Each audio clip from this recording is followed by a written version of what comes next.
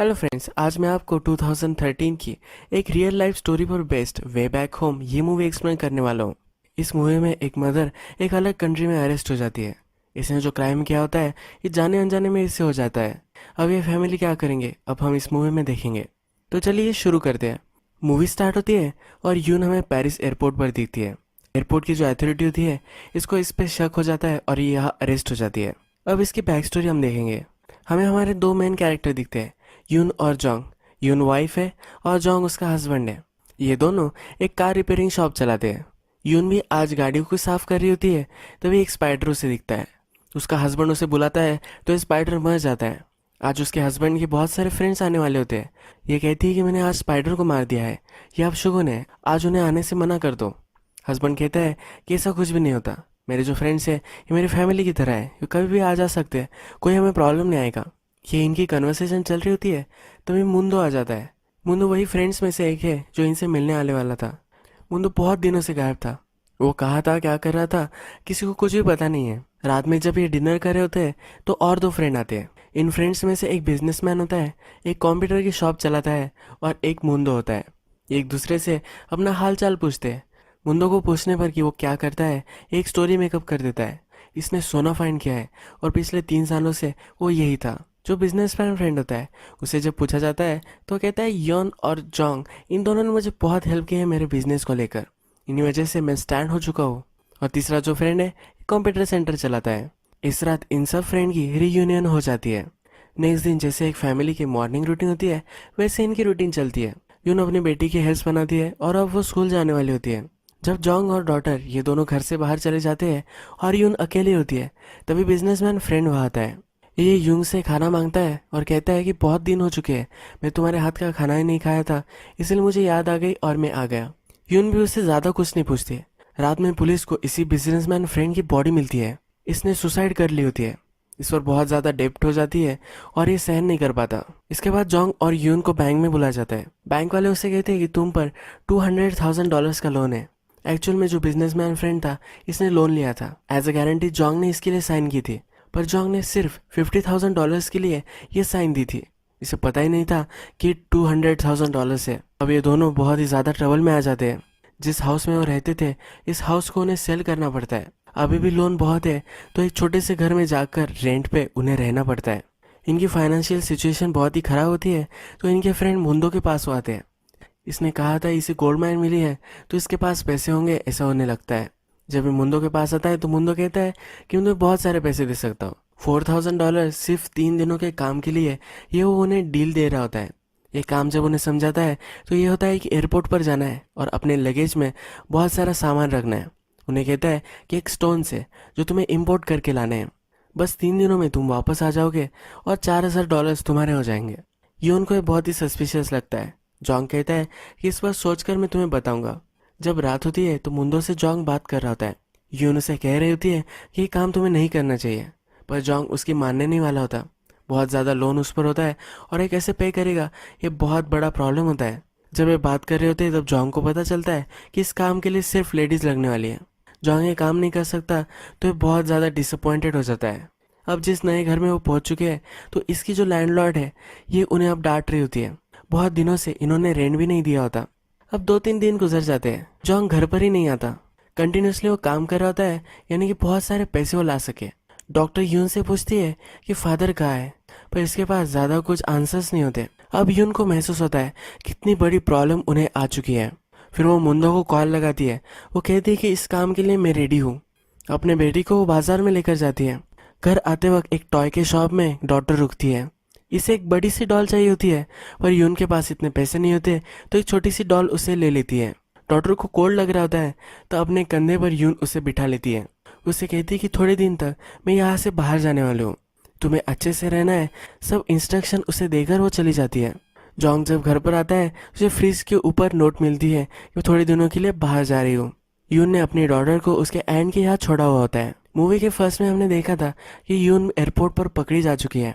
अब यही वो सीन है और उसका लगेज पकड़ा जाता है। जब ये चेक किया जाता है तो इसमें बहुत सारी कोकेन होती है। 150 मिलियन यूरोस की ये कोकेन होती है।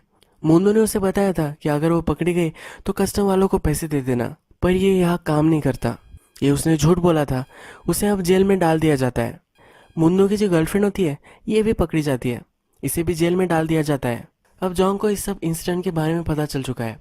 ये पुलिस के पास आता है, उन्हें कहता है कि उसे पता ही नहीं था, उसे लगा था कि ये स्टोन्स है, अगर उसे पता होता कि ये कोकेन है तो ये कभी भी नहीं करती। पुलिस कहती है कि हमें सिर्फ मुंदो को पकड़ना है, अगर वो पकड़ा गया और उसने टेस्टिमोनी दे दी तुम्हारी वाइफ फ्री हो जाएगी, कोई प्रॉब्लम नहीं आएगा। जाते जाते वो जॉन्ग को अपनी पी करने के लिए बोलते हैं। इस पर भी पुलिस को शक होता है, यह भी अपनी वाइफ को ये काम करवा सकता है, इसलिए इसको भी पी सैंपल और हेयर सैंपल देना पड़ता है। डॉटर अपनी मदर उसे देख नहीं रही तो उसे बहुत ही परेशान करती है। जॉन्ग उस पर चिढ़ जाता है, उसे बहुत बुरा लगता है। मुंदो की गर्लफ्रेंड जो पकड़ी जा चुकी होती है वो एज ए सस्पिशंस पकड़ी जा चुकी होती है। इसके पास कोकेन नहीं होता तो उसे छोड़ दिया जाता है। कोरियन एम्बेसी से आई हुई एक लेडी वहाँ होती है। यून उससे पूछती है कि ये क्या हो रहा है, उसे अपने हस्बैंड को कॉल करना है, ये भी उसे बताती है। ये बहुत ही स्ट्रिक्ट होती है और कहती है कि मैं फ्रेंच एम्बेसी के लिए काम करती हूँ, तुम जब प्रिजन में पहुंच जाओगे तब लेटर लिखना। जॉन्ग पुलिस के पास आया हुआ होता है और कोरियन एम्बेसी को ये सब इन्फॉर्म किया जाता है। पुलिस ऑफिसर उसे कहता है थोड़े दिनों बाद तुम एम्बेसी को कॉल करना, ये जो सब मैटर है इसे वो देख लेंगे। अब हमें कोरियन एम्बेसी का ऑफिस दिखाया जाता है। यहाँ पे ये जो सब मैटर हुआ है एक बॉस को एक एम्प्लॉय समझा रहा होता है। बॉस उसे कहता है कि ये जो सब हुआ है ये हमारे लिए डिसग्रेस है, इस पर वो ज़्यादा ध्यान नहीं देने वाले होते। ये जो एम्प्लॉय होता है इसका नाम देयुन होता है। अब हमें दिखता है कि देयुन पेरिस में आ चुका है और यून से वो मिलता है, उसे कुछ पेपर साइन करने के लिए बोलता है। टूथब्रश वगैरह कुछ सामान उसे देकर जाता है। यून कहती है कि मुझे मेरे हस्बैंड से बात करनी है। देयुन कहता है कि फ्रेंच लॉ बहुत ही कड़क है, तुम अपने हस्बैंड से बात नहीं कर पाओगे, जब तुम प्रिजन में जाओगे तभी तुम लेटर लिख पाओगे। ये बहुत ही गिड़गिड़ा रही होती है तो प्रिजन गार्ड को इस पर दया आ जाती है। इसे कॉल करने के लिए वो परमिशन दे देता है। जब ये कॉल लगाती है तब जॉन्ग बिजी होता है। जो कर्जा उसने लिया होता है ये उसे चुकता करना पड़ रहा है तो इसके कॉल्स उसे आने लग जाते हैं। लास्ट चांस में यून का कॉल लग जाता है। वो जॉन्ग से पूछती है कि इतना टाइम क्यों लगा दिया। जॉन्ग कहता है कि ऐसे तुम कैसे चली गई थी, क्या हुआ था, ये सब उसे पूछता है। यून को अपनी डॉटर से बात करना होता है। इनकी बेटी कार में होती है और ये रास्ते के एक साइड पर होता है। ये भागते भागते वहाँ जाता है पर यून का टाइम खत्म हो जाता है, वो अपनी डॉटर से बात नहीं कर पाती है। नेक्स्ट दिन मुंदो की गर्लफ्रेंड कोरिया में आ जाती है। वो पुलिस स्टेशन में होती है तो जॉन्ग भी वहाँ आता है। उससे पूछता है कि तुम कैसे आ गए और कैसे यून वहाँ है। वो बहुत ही उस पर चिढ़ गया आता है। पुलिस ऑफिसर कहता है कि इन्वेस्टिगेशन चल रही है, तुम इसमें ज़्यादा इंटरफेयर मत करो। यून ज़्यादा ही आवाज़ उठाता है तो वो कहता है कि तुमने एक गुनहगार से शादी की थी, इसमें हमारा कोई दोष नहीं है, तुम किसी को भी ब्लेम नहीं कर सकते। उसे वहाँ से जाने के लिए बोलता है। तो मुंदो की गर्लफ्रेंड भी आती है। मुंदो की गर्लफ्रेंड उससे कहती है ताइवान नाम का एक आदमी था, ये मुंदो का बहुत अच्छा फ्रेंड था, अगर तुम इसे ढूंढ लो मुंदो को भी तुम ढूंढ सकते हो। अब थोड़े दिन हो जाते हैं तो जॉन्ग कोरियन एम्बेसी को कॉल लगाता है। यहाँ पे देयोंग उससे बात कर रहा होता है। देयोंग इसे कहता है कि ये जो क्राइम हुआ है इसकी हियरिंग होने में 4 मंथ लगेंगे। योंग उससे पूछता है कि तब तक के लिए मैं क्या कर सकता हूँ। देयोंग उससे कहता है कि अच्छा सा एक लॉयर ढूंढ लो, इसके लिए भी बहुत सारे पैसे अब योंग को लगेंगे। देयोंग अपने ऑफिसर के पास जाता है। वो कहता है कि अगर हमने पिटीशन साइन की, अगर आपने फ्रांस के एम्बेसी से डायरेक्टली बात की तो हम ये जो पीरियड है यानी कि 4 मंथ ये घटा सकते हैं, डायरेक्टली हम ट्रायल में जा सकते हैं, बहुत ज़्यादा फ़ायदा इससे हो सकता है। ये जो ऑफिसर है इसको इसमें इन्वॉल्व नहीं होना, इसलिए इसको ये मना कर देता है। योंग जब घर पर आता है तो उसका पूरा सामान रास्ते पर होता है। ये रेंट पे नहीं कर पा रहा, इसी वजह से ये होता है। हमें दिखता है कि यून उसे लेटर लिख रही है, इसमें उससे पूछती है अब तो बहुत ज़्यादा ठंडी होगी, उसकी डॉटर का ख्याल रखने के लिए उसे बोलता है। उसे कोल्ड हुआ है या नहीं ये उससे पूछती है। इसे कहती है कि कंफर्टेबल है, इसके लिए वरी करने की कोई भी ज़रूरत नहीं है। यून प्रिजन में होती है तब एक गार्ड आती है, उसे कहती है कि तुम्हारा ट्रांसफ़र हो रहा है। यून को इसकी भाषा समझ में नहीं आती पर यहाँ से उसे जाना है ये उसे पता होता है। उनसे पूछती है क्या मैं कोरिया जा रही हूँ, कोरिया के प्रिजन में रहूँगी, पर ये वहाँ नहीं जा रही होती। इसे फ्लाइट से ले जाया जाता है और एक आइलैंड में एक जेल होती है, वहाँ उसे ट्रांसफ़र कर दिया जाता है। ये जेल बहुत ही स्ट्रिक्ट होती है, यहाँ की गार्ड्स जो होती है ये बहुत ही जालिम होती है। यून को इनकी भाषा समझ में नहीं आती तो कम्युनिकेशन का बहुत ज़्यादा प्रॉब्लम इसे होता है। जब रात होती है तो उसके पास गार्ड्स आती है, इसे कुछ गोलियाँ देती है, इसे लेनी होती है पर ये ले नहीं रही होती है। इसे फिर ये मारते हैं और ज़बरदस्ती ये उसे लेनी पड़ती है। नेक्स्ट सीन में हमें दिखता है ये जो योंग है ये मुंडो के ऑफिस में आ चुका है। अगर वो मुंडो को ढूंढ लेगा तो यून की सज़ा कम हो सकती है, उसे सज़ा भी नहीं हो सकती। ऑफिस में जब वो आता है तब और कुछ गुंडे वहाँ आए हुए होते हैं। इन्हें लगता है कि मुंडो का फ्रेंड है तो इसे बहुत मारते हैं। योंग को फिर वो अपने बॉस के पास लेकर आते हैं। जो सब सिचुएशन हुई है योंग उन्हें समझाता है। बॉस को बहुत ही बुरा लगता है कि ये भी उनके जैसा ही है। ये जो गैंगस्टर बॉस है इसके भी पैसे लेकर मुंदो भाग चुका था। जोंग उसे कहता है कि मुंदो को तुम्हें भी ढूंढना है और मुझे भी ढूंढना है, हम दोनों एक साथ काम कर सकते हैं। पर ये गैंगस्टर उसकी इंसल्ट कर कर उसे घर भेज देता है। जोंग पर बहुत सारा लोन अभी है तो उसे बहुत ज़्यादा काम करना पड़ता है। उसके डॉटर का ख्याल अच्छे से नहीं रख पाएगा तो डॉटर की जो एंड होती है वो छोड़कर उसे चला जाता है। यून को जेल में बहुत ही तकलीफ होती है। ये जो खाना खा रही होती है ये दूसरी इनमेट्स इसका खाना सब छीन लेती है। रात में फ्लोर पर जो बेड क्रम्स पड़े हुए होते हैं ये खाकर वो सो जाती है। जो मुंदो के ऑफिस में गया था बहुत सारी रिसिप्ट वहाँ से उसने लाई है। एक एक रिसिप्ट को वो कॉल करता है। उसे कुछ ना कुछ तो एविडेंस चाहिए होता है, उसे कुछ ना कुछ तो पता चाहिए होता है कि मुंदो कहाँ है। ये बहुत सारी जगह कॉल लगाता है और तैवांग और मुंदो इन दोनों का पता ढूंढता है। एक वॉच की शॉप में एक कॉल लगती है। मुंदो जहाँ है ये इन्हें पता है। जोंग फिर इस शॉप में जाता है। शॉप में जाने के बाद मुंदो के नाम की जो घड़ियाँ होती है ये उसे दिखाई जाती है। इस शॉप के पीछे मुंदो का सब ऑपरेशन चलता है और मुंदो को मिलने का ये कीवर्ड होता है। जोंग को इन वॉचेस में से एक वॉच चूज करना पड़ेगा और जो दुकानदार है इसे पता चल जाएगा कि क्या काम मुंदो के पास इसका है।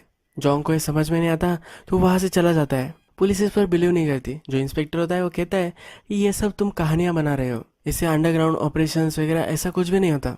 अपने कलीग को ये सब बताता है और ये दोनों हंसते हैं। बातों बातों में तैवांग का नाम भी जोंग ने बताया होता है। ये पुलिस ऑफिसर अपने कलीग को ये बताता है। कलीग को क्लिक होता है। वो कहता है कि ये मोस्ट वांटेड है। इनकी लिस्ट पर तैवांग होता है। जब जोंग इस शॉप के बाहर होता है तो तैवांग उसे देखता है। ये इसके पास से ही जाता है, इसके पीछे भागता है पर ये कुछ ढूंढ नहीं पाता। नेक्स्ट सीन में यून की जेल में दिखाई गई है। इस जेल में एक अमेरिकन होती है। ये यून की सेलमेट होती है। जो दूसरे कैदी होते हैं इससे इसकी ज़्यादा कुछ जमती नहीं। इन दोनों में बहुत बड़ी लड़ाई हो जाती है। इसमें यून को भी बहुत मारते हैं। यह जो अमेरिकन है फिर अपने सेल में रो रही होती है। ये अमेरिकन जब मार खा रही थी तो उसका एक किचन नीचे गिर गया था। इसमें यह अमेरिकन और उसकी मदर का फोटो था। यून फिर ये किचन उसे देती है। उसे कहती है कि मैं भी मदर हूँ, मुझे पता है कि तुम कैसे महसूस कर रही हो, पर तुम्हें रोना नहीं है। अगर तुम्हारी मदर को पता चला कि तुम रो रही हो तो उसे बहुत ही बुरा लगेगा। यह अमेरिकन फिर इसे हक करती है और यहाँ रोने लग जाती है। यह अच्छी बेस्ट फ्रेंड अब यहाँ से हो जाती है। जोंग जो होता है तैवांग के साथ जो इंसिडेंट हुआ है ये सब वो गैंगस्टर को बता देता है। गैंगस्टर बहुत ही रिसोर्सफुल होता है। उसे पता होता है कि कैसे इसका पता निकालना है। अपने आदमियों को वो काम पर लगा देता है। जोंग को उसकी पुरानी होम ओनर थी उसने बुलाया होता है। अब वो वहाँ नहीं रह रहा तो यून के जो लेटर्स है वो वही जाते हैं। ये लेटर्स जोंग को मिल जाते हैं। अब जो लेटर में का एड्रेस है ये अलग है। जोंग जो होता है ये कंप्यूटर सेंटर चलाने वाला जो फ्रेंड है इसके कंप्यूटर सेंटर में अब रह रहा होता है। अपने फ्रेंड को वो कहता है ये जो लोकेशन है प्लीज़ इसका पता करो। जोंग फिर ये लेटर पढ़ता है। इस लेटर में यूंग कहती है ये मैं पेरिस में थी, वो बहुत ही कोल्ड था, पर अब मैं ट्रॉपिकल आइलैंड में आ चुकी हूँ। यहाँ बहुत ही गर्मी होती है। मेरे पास ज़्यादा पैसे नहीं है कि मैं तुम्हें लेटर्स लिख सकूँ। थोड़े से पैसों की मुझे ज़रूरत है। मुझे पता है कि तुम्हारी फाइनेंशियल सिचुएशन बहुत ही ख़राब हो सकती है, पर फिर भी उसे हेल्प अब चाहिए होती है। अपने